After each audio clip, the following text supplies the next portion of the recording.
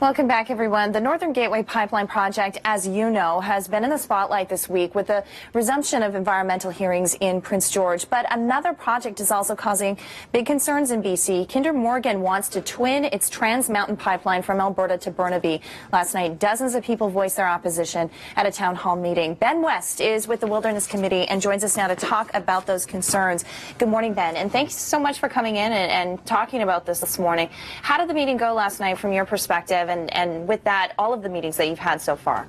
Well, I missed the Justin Bieber show, but you know, the town hall meeting was great.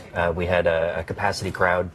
We actually kept bringing in seats from other rooms in the community center. There were so many people showing up, and we just didn't have enough seats for everybody. So as big as you expected? Yeah, I mean, you know, everywhere we've gone along the pipeline route around the inlet, we've seen these capacity crowds. You know, and we're talking about a project that has not even been filed with the National Energy Board yet. But I think because there's been so much concern about the Enbridge pipeline, people are just kind of waking up to the realities of pipelines and oil spills, and in particular in Burnaby, where there was a spill in 2007.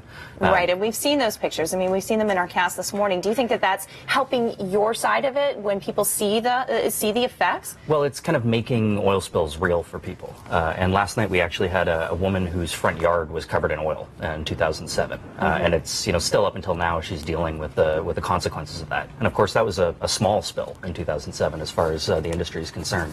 It only lasted about 12 minutes. You know, it's considered a minor incident.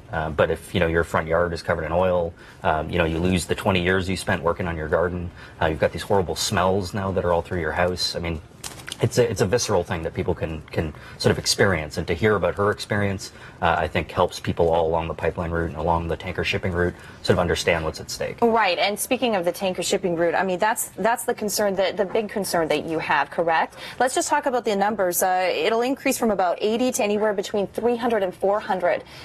Do you think that people are grasping what that could mean, and what do you have to say along those lines? Well, I think people are increasingly becoming aware of what that could mean.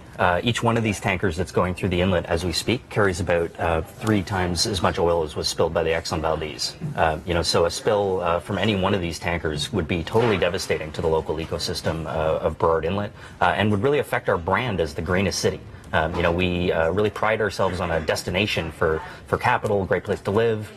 But of course, if there was a major oil spill here, I think that would change that. You know, people would see our city differently, and, you know, perhaps would not be as interested in coming here. So there's a lot at stake. Now, you're talking about Kinder Morgan. As we know, the hearings that are happening up in Prince George with the other pipeline project, the proposal anyways, with Enbridge. We saw an executive talking yesterday in Vancouver saying that this could add billions to BC's economy. I mean, how do you talk about that? Well, I think perhaps the numbers are a bit overstated from industry. Of course, there's billions of dollars that would be spent, but really the folks who are going to make the most money are these big oil companies. And, you know, the flip side of it is, let's look at what's at stake. You know, we've got a tourism economy that's a big part of BC. Like I was saying, the sort of brand of BC as being one of the greenest places on earth, you know, could change forever if there was a major spill. And, you know, things like people's property values could be impacted. If there's an oil spill, if you look at other places where oil spills have happened around the world, it really hits people's property value in a serious way. So there actually is a flip side to that, which could actually hurt our economy. And the BC government has stated, you know, that it's unsatisfied with some of the responses it's been getting from Enbridge, in particular with the hearings that are happening in Prince George. What have been your feelings so far about that? Well, you know, these hearings have been sort of an interesting thing to watch.